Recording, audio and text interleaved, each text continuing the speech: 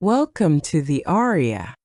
It's fascinating that over 90% of our viewers connect deeply with our videos, yet choose not to subscribe. Speech Balloon. If you've just joined us, welcome to a place where every story is a journey through hidden truths, unspoken emotions, and endings that leave you breathless. Backhand index pointing right. Still watching but haven't subscribed yet? Now's your moment. Hit that subscribe button, because what's coming next will pull you in deeper than you ever expected. Bell, and don't forget to tap the bell so you'll never miss the next chapter that just might change everything. Right arrow, one click, one emotional journey.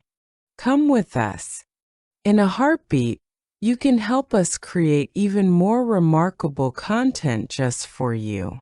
The air crackled with tension, wrapping around me like a second skin.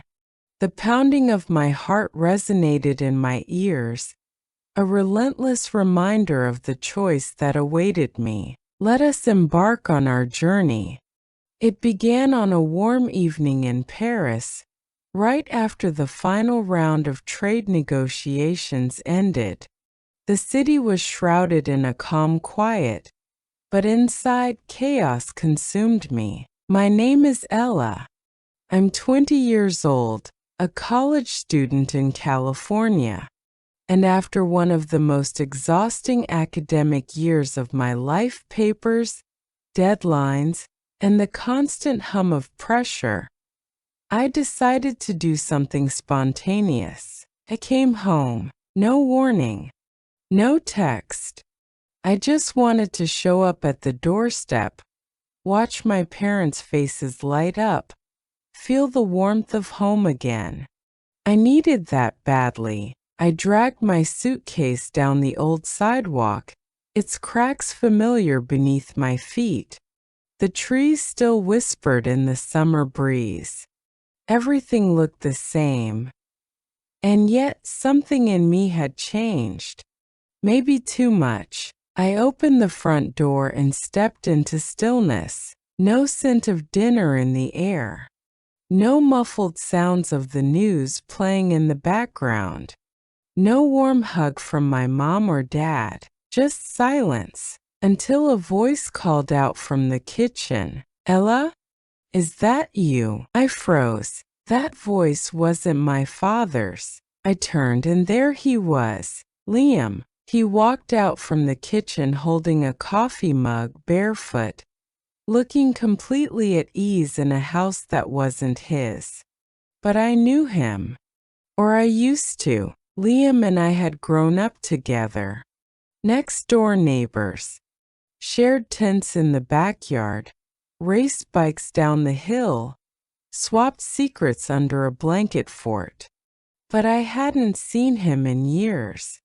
Not like this. He had changed. Gone was the skinny, giggly boy who used to beg to join in my board games. The Liam standing in front of me now was tall, broad-shouldered, calm.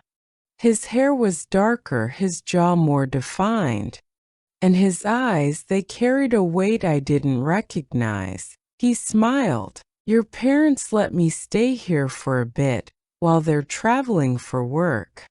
Said I could use the guest room. It's just easier than renting a place across town. I nodded, still taking him in. Still stunned.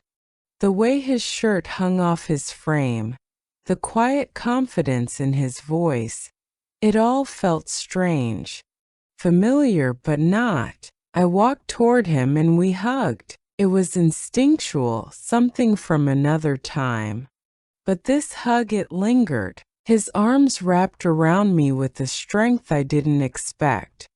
Not uncomfortable, just different.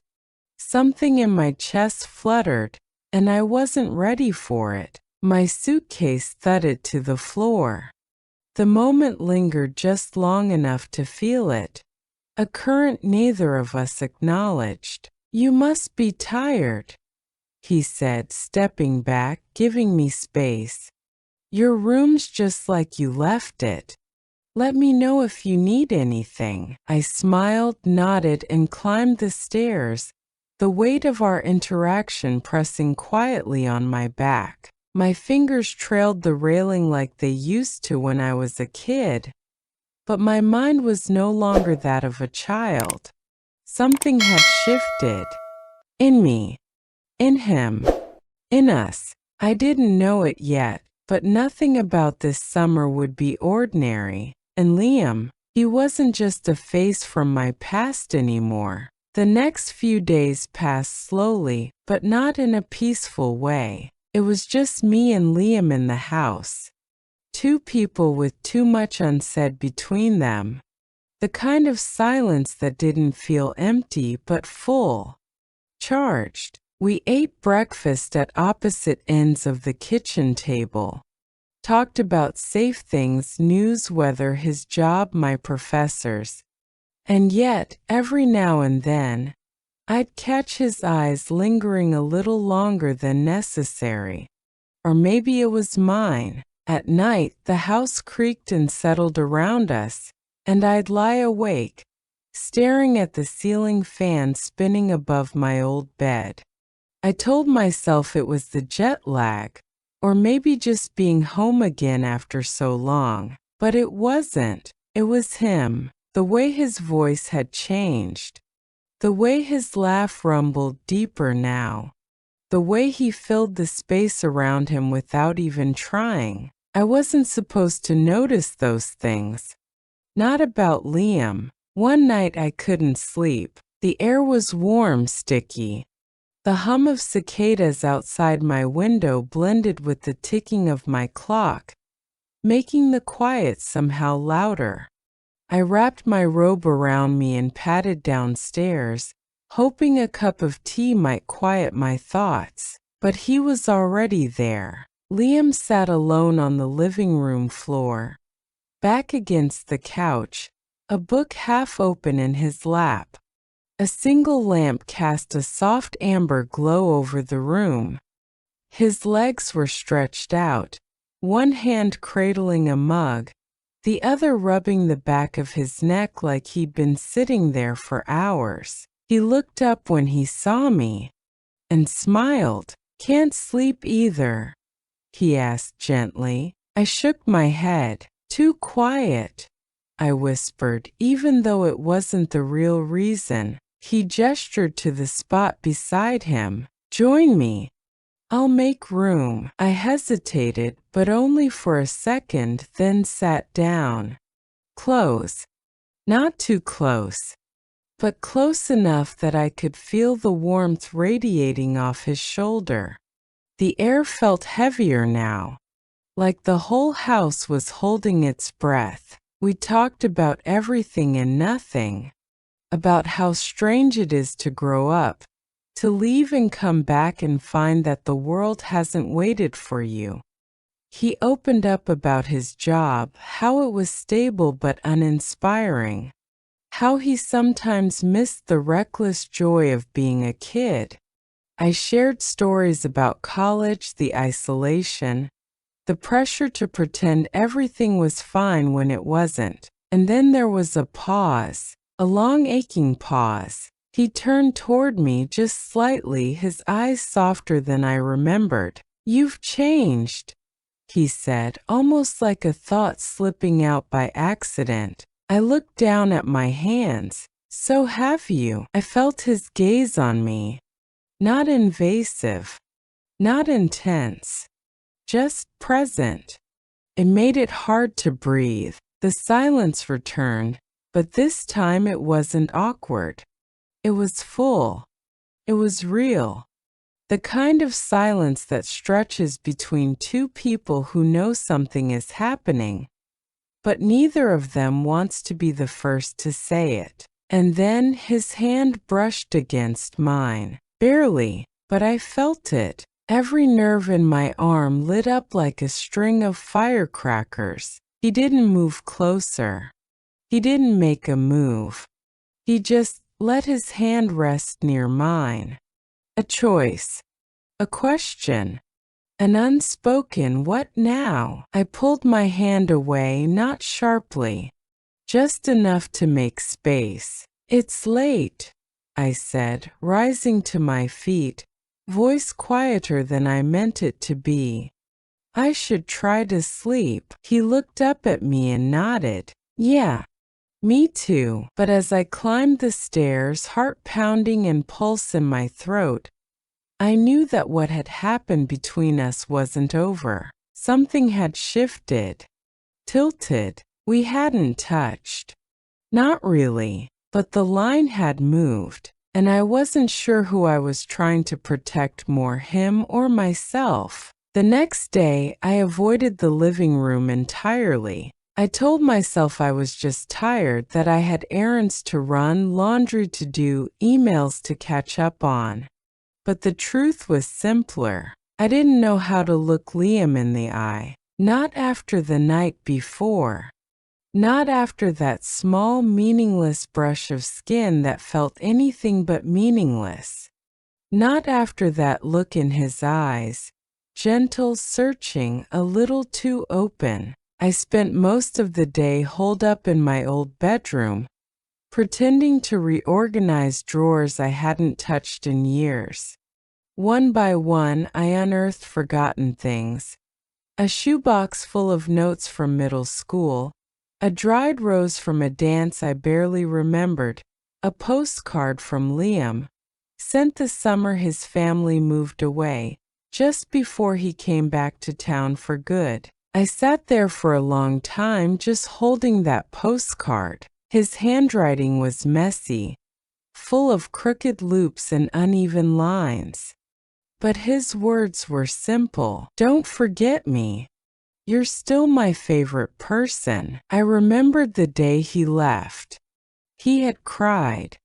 I hadn't. I was 14, too proud to admit I'd miss him, but I had. And now here we were, 10 years later, sitting in the same house, under the same roof, separated by more than just time. That night after dinner, I stayed in my room.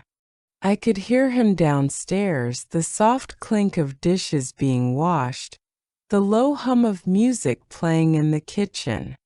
I tried to focus on anything else, reading, scrolling, texting, but nothing held my attention. I kept thinking about the way he looked at me, the way his voice dropped when he got quiet, the way I felt when he was near, not just flustered but seen. It wasn't just physical. Not really. It was something far more dangerous. He felt familiar, but new. That night, I found myself standing in front of my bedroom mirror. I stared at the girl looking back, hair pulled into a low bun, an old hoodie slipping off one shoulder, bare legs beneath cotton shorts. She looked unsure. Not of herself exactly, but of what she was capable of doing, because the truth was, I didn't trust myself around him anymore. Not in this version of home. Not when everything between us felt just a little off-kilter. I turned out the light and slid into bed, pulling the blanket to my chin, willing my thoughts to quiet. But they didn't. They wandered back to his voice, his eyes, that moment on the floor by the couch. Back to the way I hadn't flinched when his hand brushed mine. The way I hadn't wanted to. At some point past midnight, there was a knock on my door. A soft one. 3 taps. I didn't move. "Ella." Liam's voice, low but steady. I stayed silent, pretending to sleep, heart pounding. He didn't knock again. A few moments later, I heard him walking away. The floor creaked beneath his slow, deliberate steps, and still I couldn't sleep, not because of guilt, but because of the ache, because of the pull, because I knew the feeling that had stirred inside me wasn't going away. I wasn't sure where this was headed, but I had the sinking, thrilling sense that I'd already started down the path, and turning back That was starting to feel impossible. It started with thunder, not loud, not violent, just a low, steady rumble rolling across the sky like a warning. The kind of storm that doesn't crash into your life all at once, but creeps in slowly, like tension, like temptation, like Liam. The power flickered around dinner time.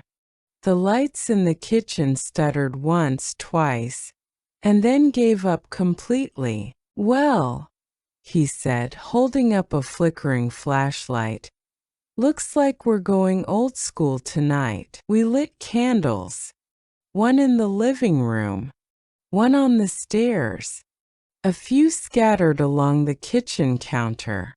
The soft, golden light turned the house into something unfamiliar, intimate, shadowed, quiet in all the wrong ways. I tried to act normal. We played cards, made small talk, laughed at how weird everything felt. But underneath it all,